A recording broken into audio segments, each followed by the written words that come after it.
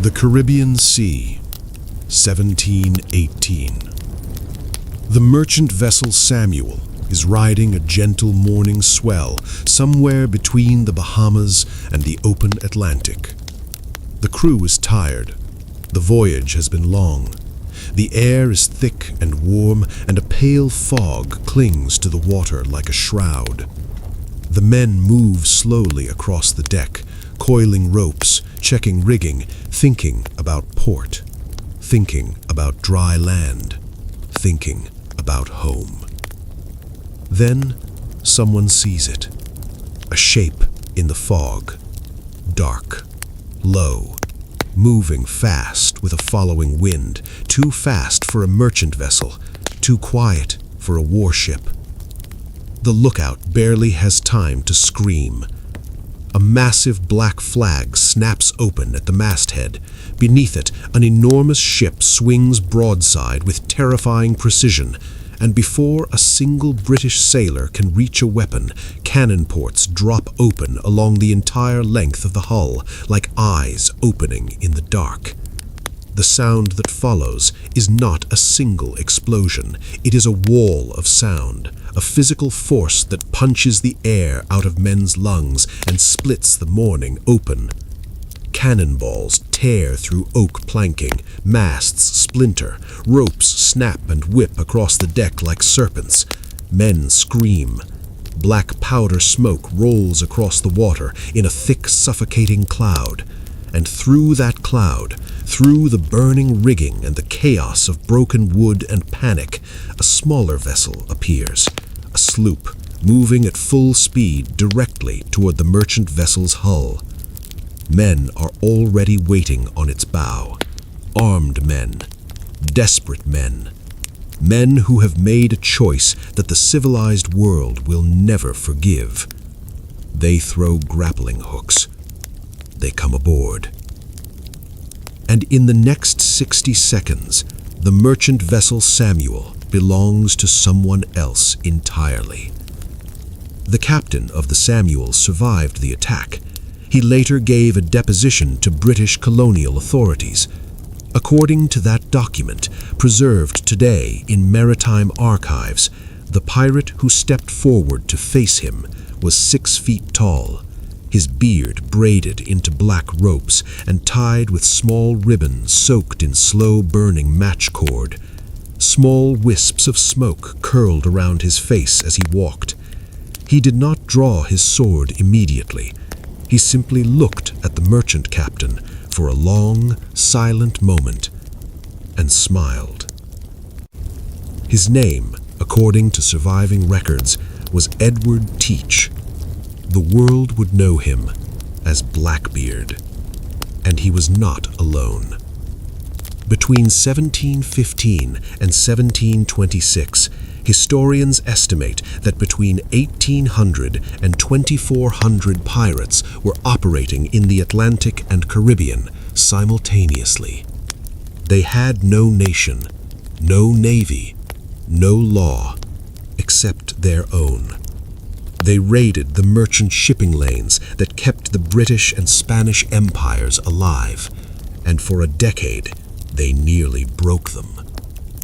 This is not a story about treasure maps and wooden legs. This is a story about men who, for a single extraordinary moment in history, almost won. Who were they? Where did they come from? And why, for a blazing, terrifying, blood-soaked decade, did the entire world fear them? Chapter 1. The world they inherited. To understand pirates, you first have to understand the ocean. In the early 18th century, the Atlantic was not a barrier. It was a highway, the most important highway on Earth. Spanish galleons loaded with silver from South American mines rode the trade winds home to Seville. British merchant ships carried sugar, tobacco, and indigo from Caribbean plantations back to London. Dutch vessels moved cloth, spices, and manufactured goods across the sea in staggering quantities. French ships, Portuguese ships, Danish ships, the entire economic engine of Western civilization ran on saltwater and wind. And controlling that highway meant controlling the world. But the highway had a problem.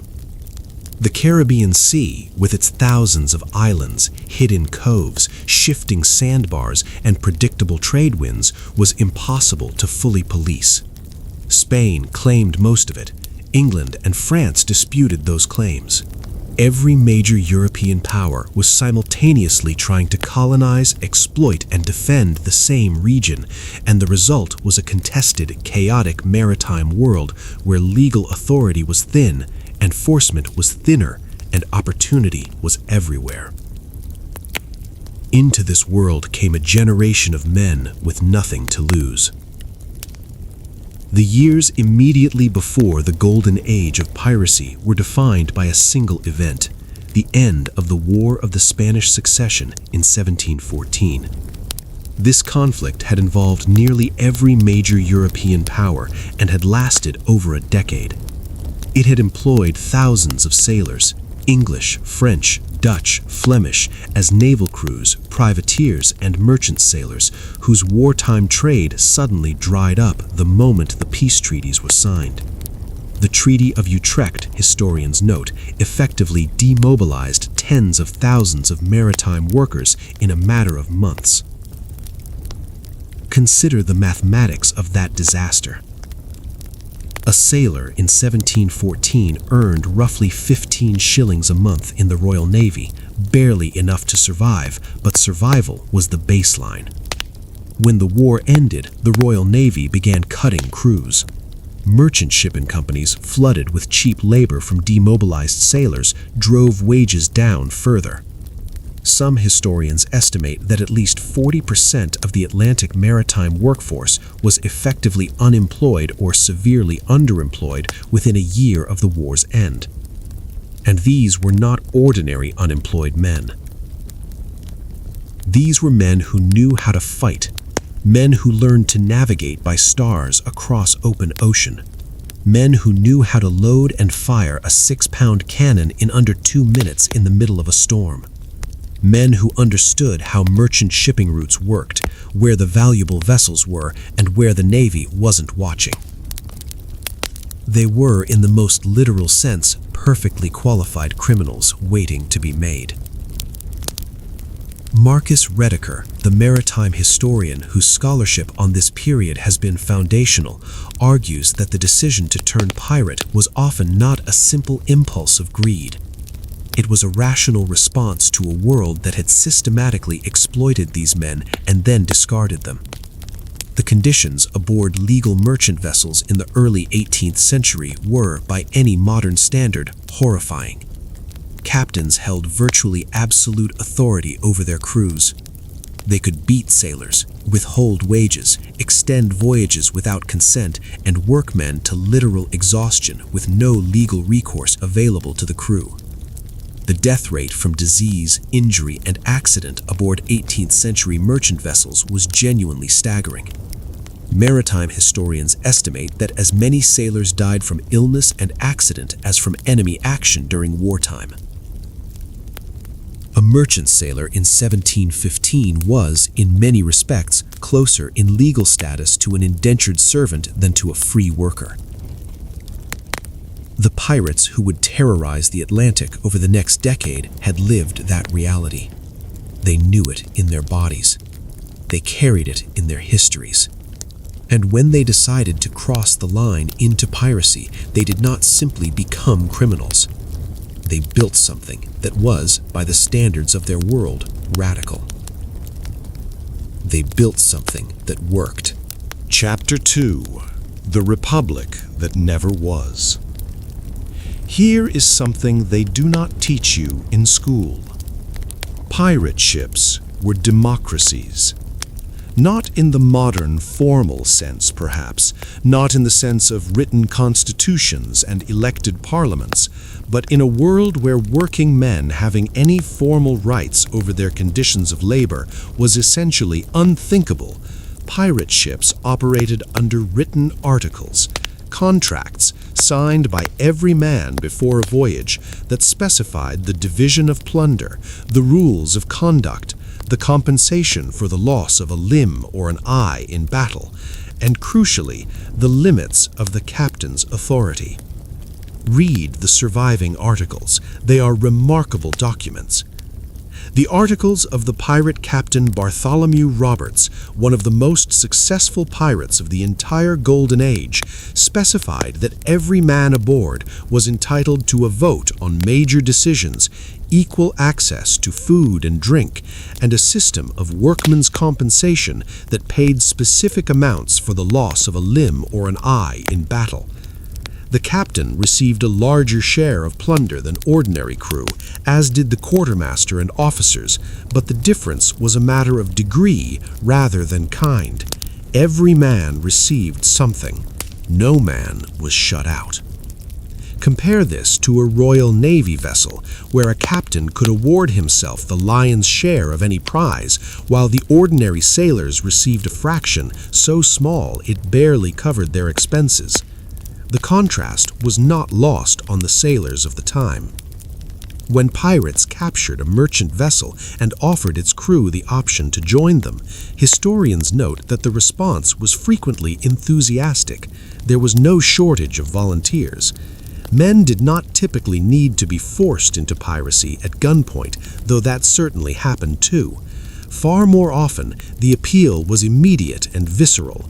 You could stay on this merchant ship and make 15 shillings a month working for a man who could flog you or kill you for minor infractions with no legal consequences, or you could join the pirates, sign the articles, and have a vote. The choice was not as obvious as it might seem to modern eyes. Piracy was punishable by death. The risk was real and constant, but so, in a different way, was legal maritime labor. This is why Marcus Rediker and other maritime historians describe the pirate world not simply as a criminal underworld, but as a kind of counter-society, a deliberate, self-conscious rejection of the hierarchical violence of legal maritime labor. These men knew what they were rebelling against. They had lived it. But democracy aboard a pirate ship did not mean gentleness. It did not mean mercy. And it absolutely did not mean safety. Chapter 3. Nassau, the city that belonged to pirates. If you draw a line from the coast of West Africa to the eastern seaboard of the North America, and then another line from the Sugar Islands of Jamaica to the shipping lanes of the Mid-Atlantic, those lines intersect almost exactly at a small, sun-baked cluster of islands in the northern Bahamas. The harbor there is sheltered from hurricanes. The water is deep enough for large vessels, but treacherous enough that any attacking naval force would need local knowledge to navigate safely. Fresh water is available, food can be hunted or traded, and from that harbor, a fast sloop can reach every major Atlantic shipping lane within a week. Its name was Nassau, and for several years, in the late 17-teens, it was the closest thing to a pirate capital the world had ever seen. Nassau's transformation began around 1715, when a hurricane and a Spanish attack had left the small English colonial settlement in ruins, and the crown too occupied with post-war politics to bother rebuilding it properly. Into that administrative vacuum sailed a man named Benjamin Hornigold, one of the earliest and most influential figures of the Golden Age, who essentially established Nassau as an open pirate base, a place where the rules of the Atlantic world did not apply. The community that developed in Nassau over the next 3 years was, by contemporary accounts, genuinely extraordinary. Governors who passed through described a settlement of several thousand people, sailors, merchants who serviced the pirates, local inhabitants, escaped enslaved people who had found a degree of freedom in the chaos, women whose status in pirate society was often complicated and rarely simple. Ships came and went freely. Prizes were brought in, divided and sold. Food and rum were abundant. The harbor was defended, after a fashion, by the accumulated firepower of dozens of vessels. Historians debate the precise nature of Nassau's governance, or lack of it, during these years. What the surviving records suggest is that it operated as a kind of anarchic free port, where traditional Atlantic hierarchies of race, class, and legal status were suspended, at least partially and at least temporarily. This does not mean it was peaceful or egalitarian in any modern sense. Violence was common. The records are full of disputes, murders, and brutality. But it was a different kind of social order than the one operating in London or Port Royal, and the men who chose it knew exactly what they were choosing. The great pirates of the Golden Age either passed through Nassau or launched from it. Benjamin Hornigold trained his recruits there. Charles Vane operated from its harbor.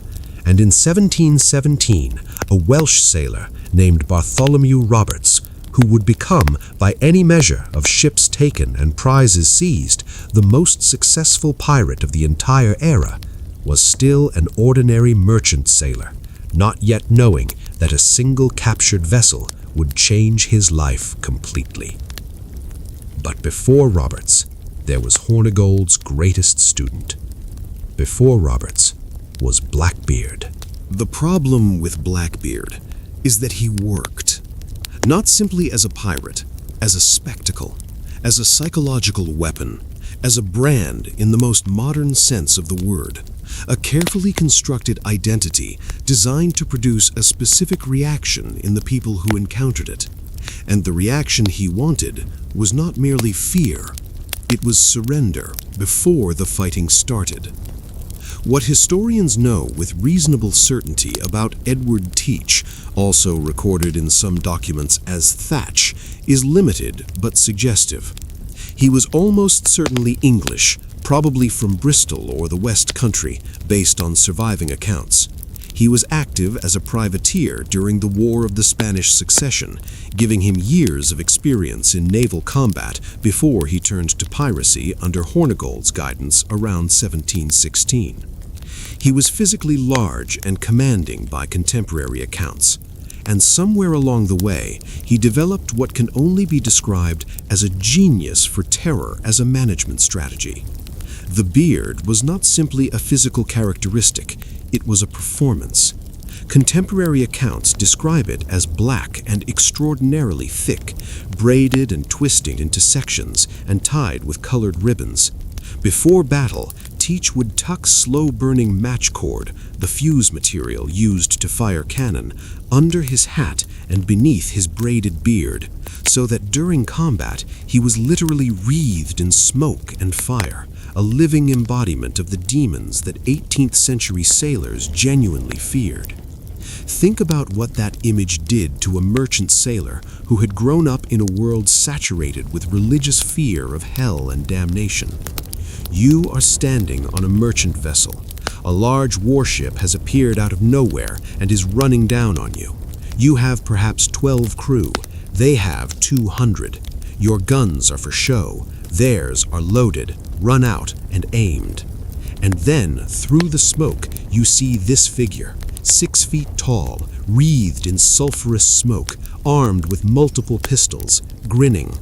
Contemporary accounts of captains who encountered Blackbeard consistently note that many vessels surrendered without firing a single shot.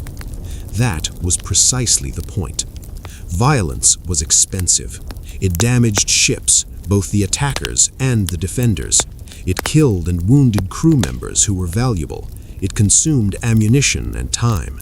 The perfect pirate attack was one where the psychological threat was sufficient to make the victim give up everything before a single gun was fired. Blackbeard understood this intuitively, and he built his reputation specifically to make that outcome as likely as possible. But, and this is where the history becomes genuinely complicated, there is real and ongoing historical debate about the degree to which Blackbeard's violence was real versus theatrical.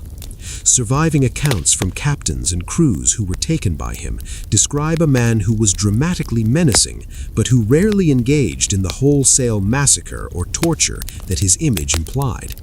The deposition of Captain Cod of the Merchant Adventure, taken after Blackbeard captured his vessel, describes robbery and intimidation, but no murder. Other accounts follow similar patterns. This does not mean Blackbeard was gentle. He was a pirate operating in a violent world, and violence was absolutely part of his toolkit.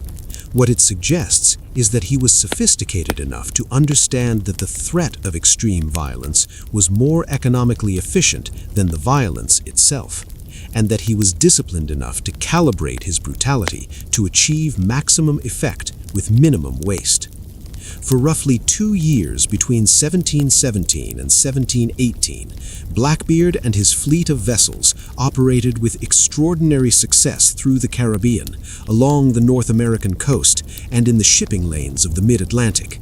The most audacious moment came in May 1718, when Blackbeard blockaded the port of Charleston, South Carolina, an English colonial city, with a small fleet, preventing ships from entering or leaving, and essentially holding a major colonial port hostage until his demands were met. Let that register for a moment. A pirate held an English colonial port hostage in broad daylight for days, and the response from the colonial authorities was to give him what he wanted. The demands, interestingly, were not purely for gold. According to surviving records, Blackbeard's primary demand was a chest of medicine, most likely for the treatment of syphilis and other diseases that had taken a toll on his crew. The Charleston colonial government complied. The ships were released. Blackbeard sailed away. The news of the Charleston blockade traveled through the Atlantic world at the speed of ships, and what it communicated was unmistakable. The pirates were not simply criminals hiding in remote coves. They were capable of challenging the authority of major colonial settlements in broad daylight and winning. Something had to be done. Chapter 5. The King's Pardon. The Trap Disguised as Mercy. The British government's response to the crisis came in September 1717, when King George I issued a royal proclamation offering a general pardon to all pirates who surrendered themselves to British colonial authorities before a specified deadline. Pirates who accepted the pardon would be forgiven all crimes committed before the proclamation date and allowed to resume legal life. On paper, it was a generous offer. In practice, it was an intelligence operation and a strategic weapon. The pardon served multiple purposes simultaneously. It divided the pirate community by offering a genuine exit to those who were exhausted by the outlaw life or frightened by the increasingly aggressive naval response. It gathered intelligence. Pirates who surrendered brought with them information about who was still active, where bases were located, and what the structure of the remaining outlaw networks looked like. And it established, morally and legally, the framework for what would follow. Any pirate who had been offered mercy and refused it had made a deliberate choice and could be hunted down and killed without the complications of trying to demonstrate that their specific crimes justified the death penalty. The pardon split the Nassau community immediately. Benjamin Hornigold, Blackbeard's mentor, the man who had done more than perhaps anyone else to establish Nassau as a pirate base, accepted the pardon. Not only accepted it, but accepted a commission as a pirate hunter, actively working to capture his former associates. Historians have debated this decision extensively. Betrayal? Pragmatism? Was Hornigold always more of an opportunist than an idealist? The records do not tell us what he felt about the men he subsequently hunted. They only tell us what he did. The new royal governor of the Bahamas, Woodes Rogers, a former privateer himself, which is not a coincidence, arrived in Nassau in July 1718 with a small naval escort and proceeded to transform the pirate capital into a functioning British colony with remarkable efficiency and ruthlessness. Pirates who accepted the pardon were welcomed. Pirates who refused were given a stark demonstration of what refusal meant. Rogers executed 8 pirates who had continued operations after the pardon deadline, hanging them in full view of the Nassau waterfront, their bodies left on display. The message could not have been clearer. Blackbeard had accepted the pardon briefly, then almost immediately returned to piracy. For the colonial authorities of Virginia and the Carolinas, his continued existence had become an intolerable humiliation and a genuine threat to Atlantic commerce. Virginia's governor, Alexander Spotswood, decided to act outside the normal channels. He could not technically launch a naval operation in waters outside Virginia's jurisdiction, so he did something that the legal and political geography of the Atlantic world made possible. He hired 2 small naval sloops, manned them with Royal Navy sailors, and sent them south under the command of a young lieutenant named Robert Maynard, with personal orders to find Blackbeard and end him. There was no arrest warrant. There was no trial planned. The objective was termination. Maynard found Blackbeard anchored in a shallow inlet in North Carolina's Outer Banks, a labyrinthine coastal geography that Blackbeard knew intimately and that made the approach of any large naval vessel impossible. The battle that followed on November 22, 1718, was one of the most savage close-quarters engagements in pirate history. Blackbeard's vessel was smaller, but was in its natural environment, shoal water where Maynard's sloops struggled. Blackbeard fired first, and the initial broadside was devastating, killing several of Maynard's men and wounding many more. Maynard deliberately sent his surviving crew below decks to make his vessel appear nearly abandoned and lure Blackbeard into boarding. The ruse worked. Blackbeard came alongside and led his men aboard, expecting to find a nearly empty vessel. Instead, Maynard's crew came swarming up from below. What followed was a hand-to-hand battle on the open deck. Contemporary accounts describe Blackbeard and Maynard fighting directly, Blackbeard taking multiple wounds during the course of the fight and continuing to battle until, and this is the detail that contemporary sources found both terrifying and somehow confirming of his almost supernatural status, he finally collapsed from blood loss after sustaining 5 gunshot wounds and what surviving accounts describe as approximately 20 sword wounds. Edward Teach was dead. His head was cut off and hung from the bowsprit of Maynard's sloop as proof of the kill, standard practice for the period, and a clear signal to anyone still operating in those waters. But here's the thing that the death of Blackbeard revealed.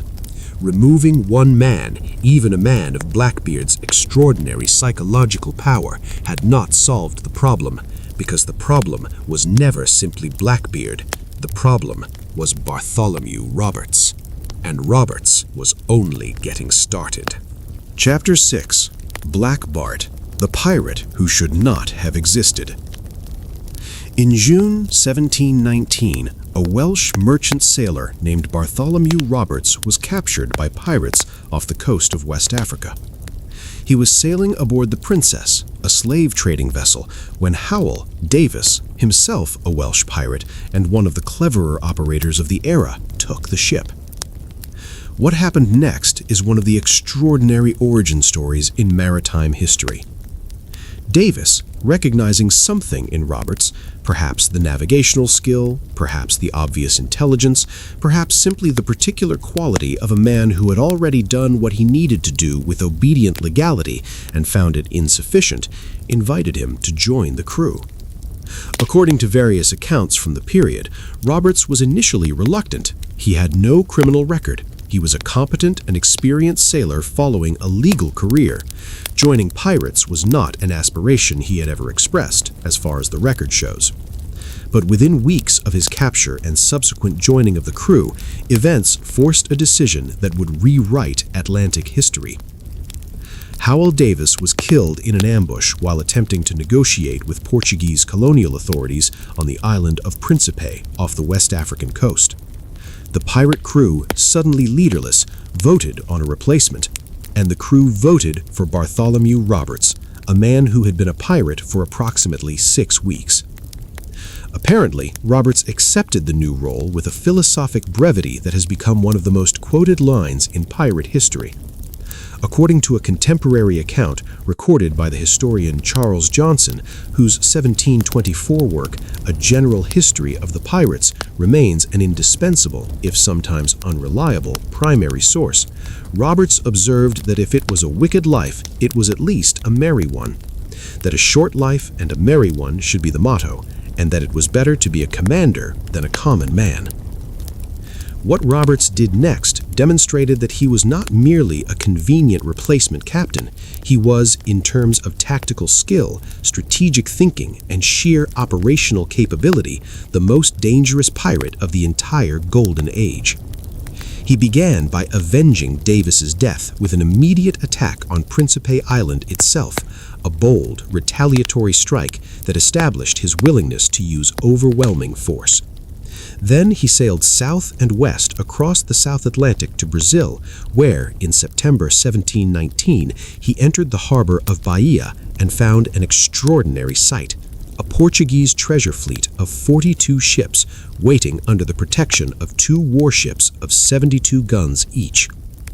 Any rational calculation said, sail away. 42 ships, 2 men of war, a defended harbor, with a single vessel. Bartholomew Roberts did not sail away. Instead, in one of the most audacious acts of the entire Golden Age, he sailed directly into the harbor under false colors, singled out the richest vessel in the fleet, came alongside her, disclosed who he was, and took her before the Portuguese fleet had properly understood what was happening. He then sailed back out of the harbor, under fire but largely intact, with a prize loaded with sugar, hides, tobacco, gold coins, and jewelry, including a jeweled cross of gold that had been made for the King of Portugal. He was gone before the warships could effectively respond. The maritime world processed this story with something between awe and disbelief. A single pirate sloop had entered a defended harbor containing a fleet protected by over 140 guns, taken the richest prize present, and escaped. Roberts had succeeded not through superior force, he had succeeded through absolute audacity, superior seamanship, and the kind of speed of action that paralyzes opponents who are trying to process what is actually happening. Over the next 3 years, Bartholomew Roberts would take an estimated 400 to 470 ships. The historical record is not precise because not every capture was formally recorded, and some accounts reflect ships taken multiple times or contested attributions. But even the conservative estimates make him by a substantial margin the most productive pirate in recorded Atlantic history. He operated across the Caribbean, the North American coast, and the West African coast. He defeated multiple naval attempts to catch him. He wrote and personally amended a code of articles for his crew that is preserved in Johnson's history, and that reveals, between the lines, a man of genuine organizational intelligence. Roberts was also, by contemporary accounts, a startling contradiction of pirate archetypes. He was teetotal. He drank tea rather than rum, which was almost scandalously eccentric in a world where alcohol was central to pirate social life. He was described as elegant in his dress.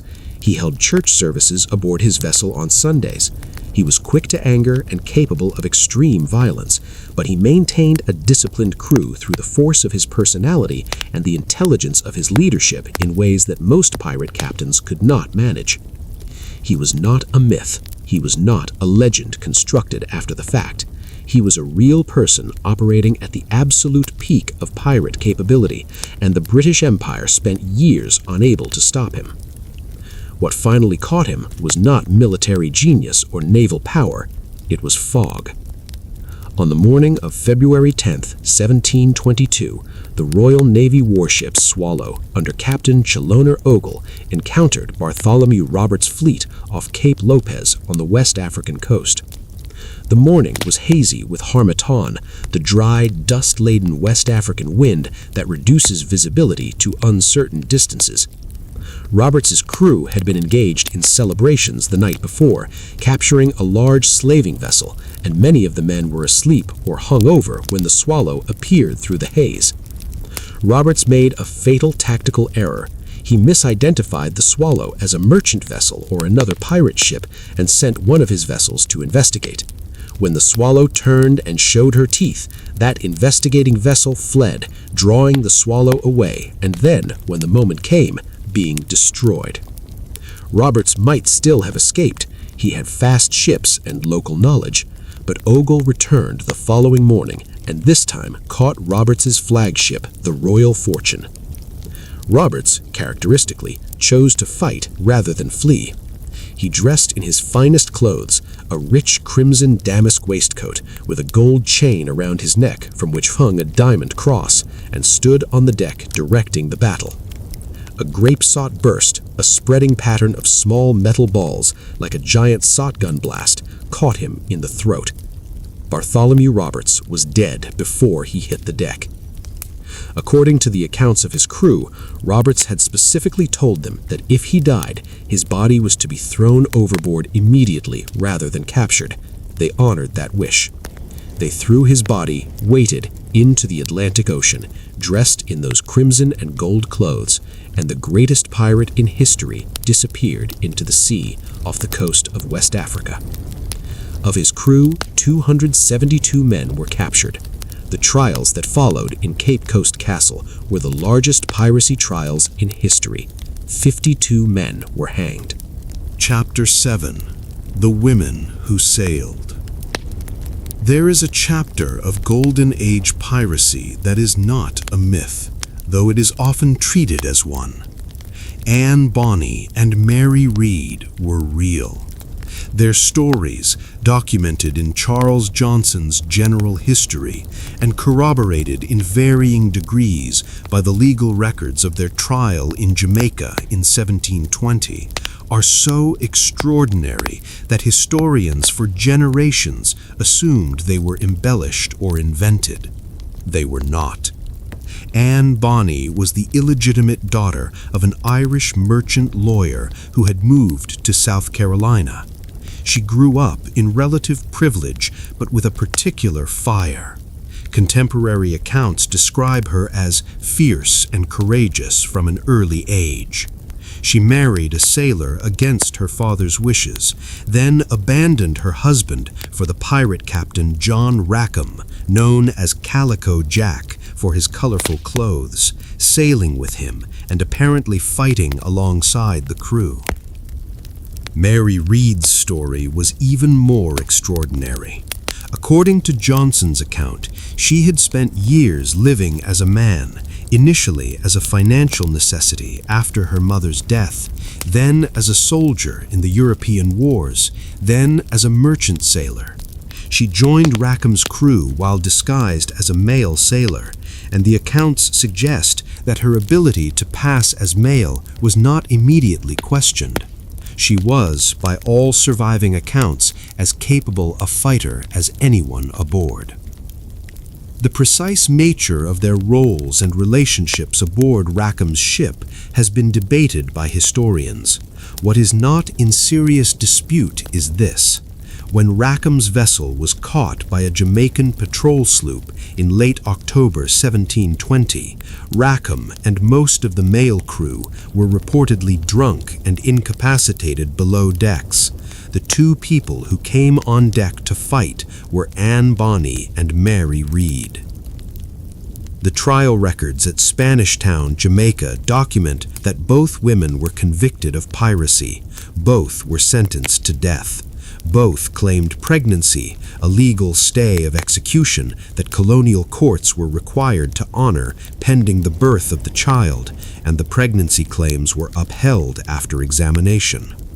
Mary Read died in prison, most likely of fever related to complications of pregnancy or illness, before she could be executed. Anne Bonny's ultimate fate is one of the genuine mysteries of the period. The historical record of what happened to her after the trial simply ends, and historians have found no confirmed death record. One theory suggests that her father's influence secured her eventual release or pardon. The truth, as the maritime archives indicate, is simply unknown. Their story matters not because it is exceptional, but because it hints at something that the surviving records only partially illuminate. The pirate world's relationship to gender, identity, and social convention was considerably more complicated than the popular image suggests. The chaos of the pirate world created spaces where normal social rules could be suspended, at least temporarily, and the people who occupied those spaces were sometimes doing things that their own world had told them were impossible. Chapter 8: The Slave Trade, the Atlantic World, and the Pirate Paradox. There is a part of this story that cannot be told honestly without confronting a profound moral complexity. The Atlantic world that the pirates of the Golden Age disrupted was not a neutral commercial system. It was built substantially on the transatlantic slave trade, and the ships that moved through the waters that pirates patrolled were frequently slavers, vessels transporting enslaved African men, women, and children to the plantations of the Caribbean and the Americas. Pirates captured slavers. They also sometimes enslaved people themselves. The historical record contains both realities and does not resolve them into a simple moral narrative. What historians like Marcus Rediker and David Cordingley have documented is that the pirate communities of the Golden Age were, by the standards of their time, unusually racially integrated. Historians estimate that between 25 and 30% of crew members aboard some Golden Age pirate vessels were of African descent, a proportion vastly higher than in the Royal Navy or merchant shipping of the period. Some of these men were formerly enslaved people who had escaped or been freed when pirate vessels captured slavers. Some were free men who chose piracy as a better option than the available alternatives. Their status varied considerably, and the historical record is incomplete, but the basic fact of their presence and participation in pirate crews is well established. Bartholomew Roberts' articles specifically addressed the treatment of enslaved people aboard his ships, though scholars debate the precise meaning and implementation of those articles. Some pirates freed enslaved people taken from captured vessels. Some sold them. Others kept them as crew or servants. The Golden Age pirates were not abolitionists. They were products of their time, embedded in an Atlantic economy built on racial slavery. But neither were they simply servants of that system. They disrupted it, sometimes profoundly, in ways that the people in power found as threatening as the theft of their gold. The plantation economy of the Caribbean required reliable transportation of enslaved people and agricultural products. When piracy flourished, insurance rates for Atlantic shipping rose dramatically. Some routes became effectively impassable, and the plantation owners who screamed loudest for the Royal Navy to destroy the pirates were fundamentally screaming for the protection of their labor supply.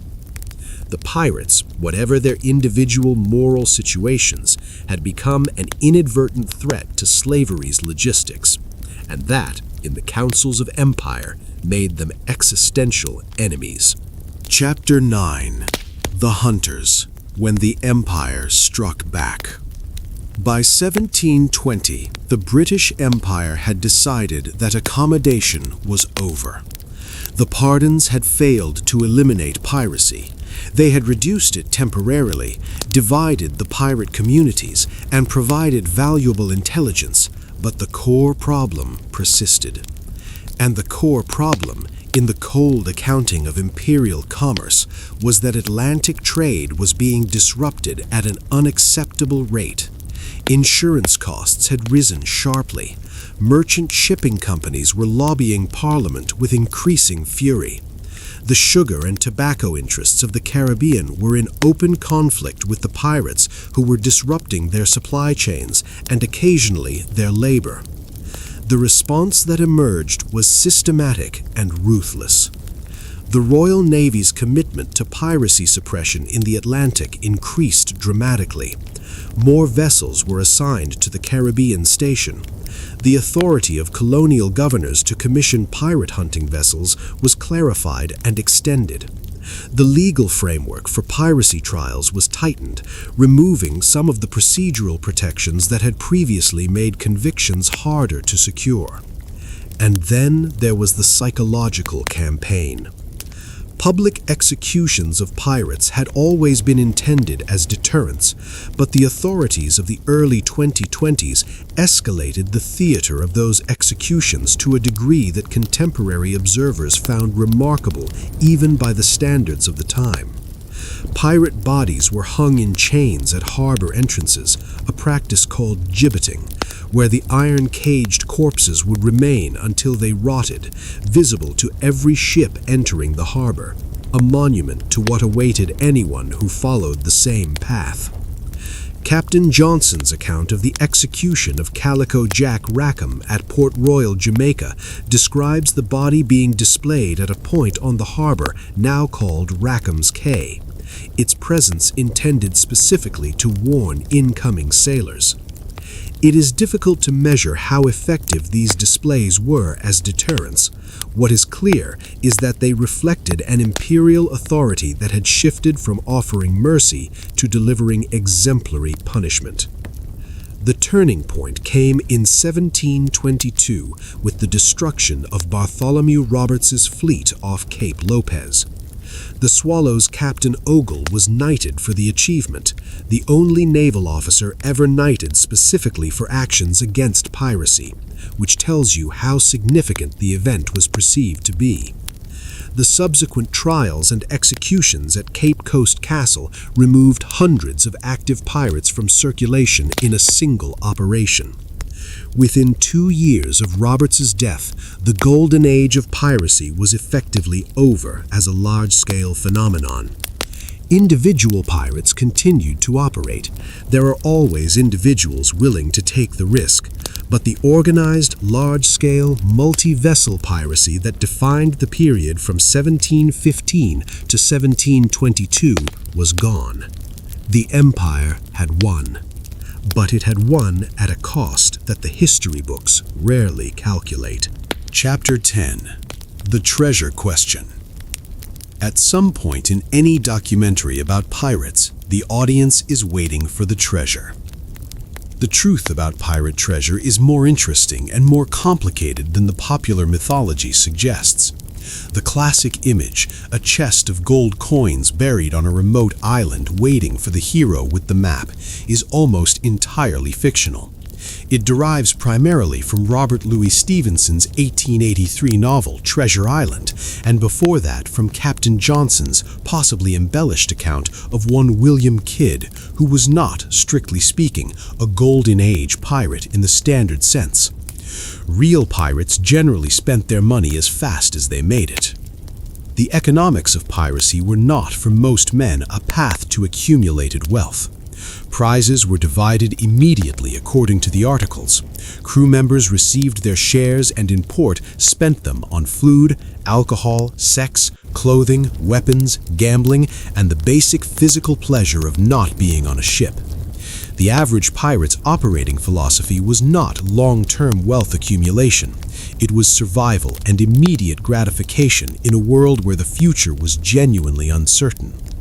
The more valuable commodities in most pirate prizes were not gold coins, which were relatively rare, but rather practical goods, food, medical supplies, navigational instruments, rigging, sailcloth, ammunition, and trade goods that could be quickly resold through the networks of merchants and colonial officials who, despite official prohibition, were deeply embedded in the pirate trade economy.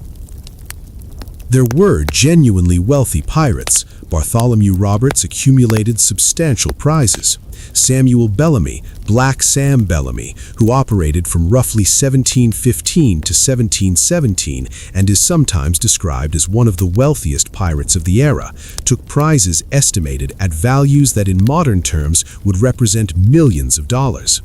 But the concept of the buried treasure hoard is, historians generally agree, a myth overlaid onto the reality of a hand-to-mouth existence punctuated by occasionally spectacular windfalls. William Kidd is the partial exception, not because he necessarily buried treasure in the way the legends describe, but because his case is genuinely mysterious. Kidd began as a legitimate privateer commissioned by English authorities to hunt pirates, became involved in activities that blurred the line between legal privateering and piracy, was eventually arrested, tried, and executed in 1701. Before his arrest, according to historical records, he did deposit some treasure at Gardiner's Island off Long Island, New York, treasure that was subsequently recovered by colonial authorities. Whether additional treasure was hidden elsewhere and never found is one of the enduring questions of Atlantic maritime history that has never been definitively resolved. The treasure map is a story, but the men who created that story were absolutely real. Chapter 11. The Last of Them, Ghosts in the Fog. The great names died or disappeared between 1718 and 1722. But the ecosystem of piracy that they had inhabited didn't simply evaporate, it mutated. Some survivors of the Golden Age migrated to new theaters of operation. The Indian Ocean and Red Sea routes, which had their own piracy problem connected to the trade routes out of Arabia and India, attracted some Atlantic veterans. Others became privateer hunters, like Hornigold, working for the governments they had previously defied. Others simply disappeared into the ordinary populations of port cities, using their pardons or their anonymity to live out whatever years remained to them in legal obscurity. The Caribbean itself changed. The plantation economy, now protected by a more committed naval presence, expanded dramatically through the 1720s and 1730s.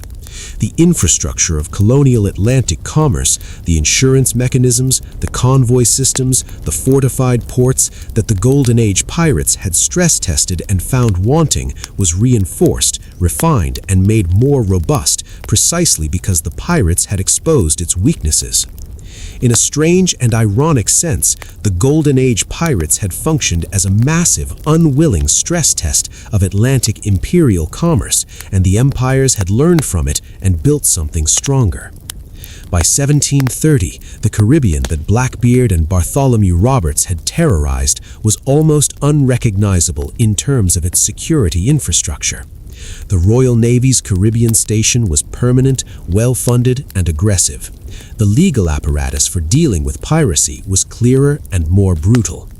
The network of informants and intelligence gathering through port towns and trading communities that allowed pirates to find refuge was disrupted. The window had closed, and it would never open again in quite the same way. Chapter 12. What They Left Behind.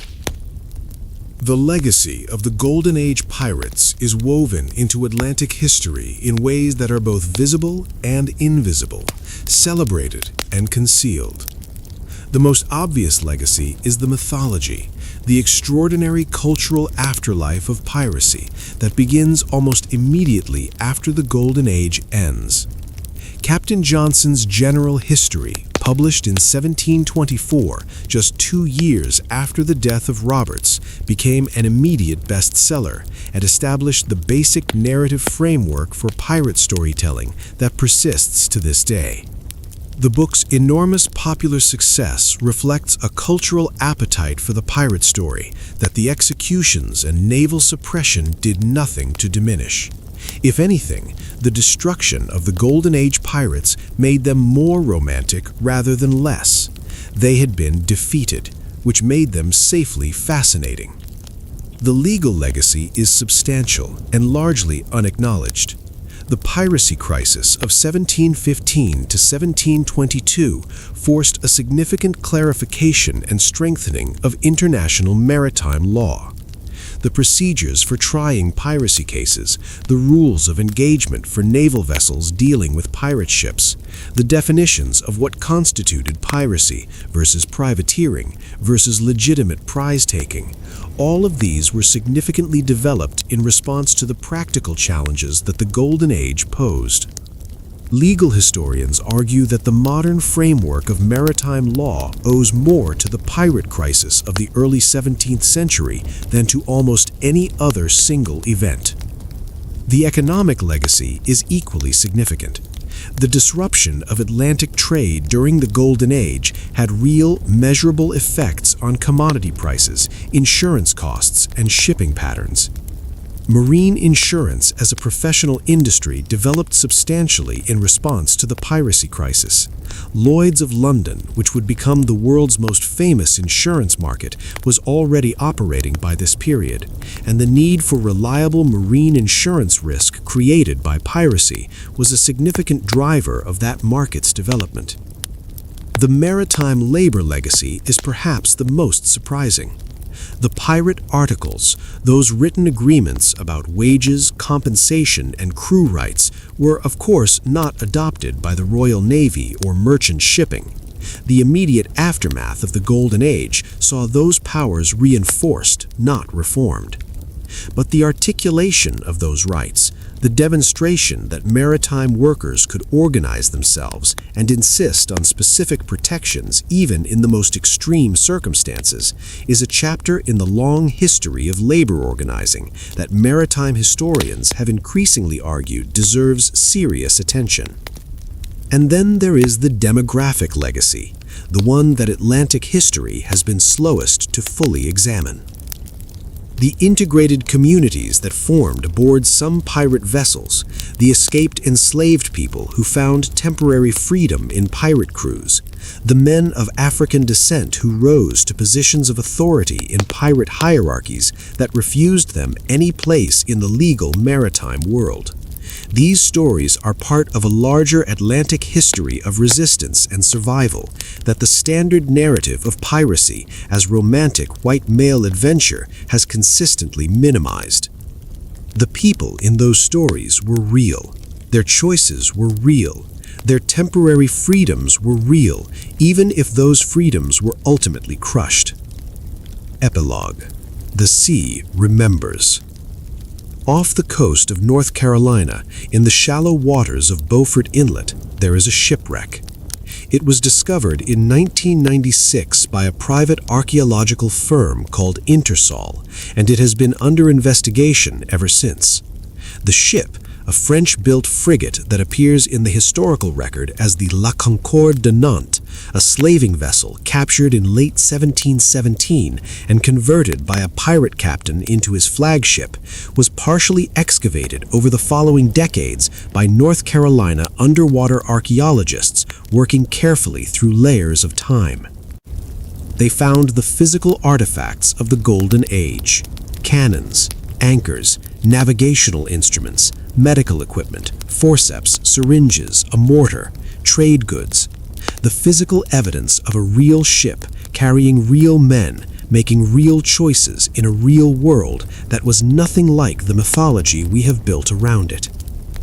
The ship is now believed, with a degree of historical probability that the scholars involved describe as very high, to be the Queen Anne's Reindeer, the flagship of Edward Teach.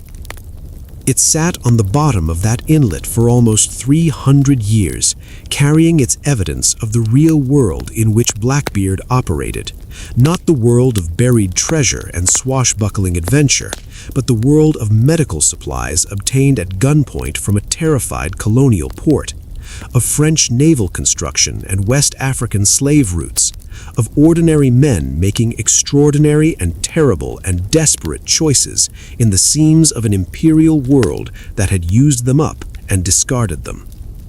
The sea remembers what the mythology forgets. These men were not heroes. They were not simply villains either. They were human beings, frightened, violent, funny, lonely, greedy, sometimes generous, sometimes monstrous, always mortal. operating in the brief, blazing window between the end of one war and the full consolidation of the next empire. They built something in that window, something imperfect, brutal, and sometimes remarkably fair, something that their world destroyed before it could fully become anything more. And then they disappeared into the ocean, into the mythology, into the treasure maps and the skull and crossbones flags and the rum-soaked stories that have been told and retold for 300 years, while the real story, stranger, darker, more human, and infinitely more interesting, waited quietly in the archives. Bartholomew Roberts died in crimson silk and gold, commanding his men to throw him into the sea rather than let the Empire have him. Blackbeard died on a deck soaked with his own blood, still fighting with 5 bullets in him. Anne Bonny, if the accounts are to be believed, looked at her captain through the bars of his cell and told him she was sorry to see him there, but that if he had fought like a man, he need not have been hanged like a dog. The Golden Age lasted barely a decade. It changed maritime history permanently, and it produced in that brief, impossible window between the wars and the gallows a vision of what the ocean could be for men who had nothing to lose.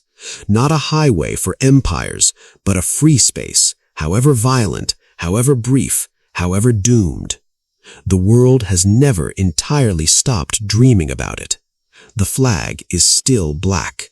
The skull is still grinning. And somewhere in the deep water off the West African coast, weighted with gold and dressed in crimson, the greatest pirate who ever lived is still falling.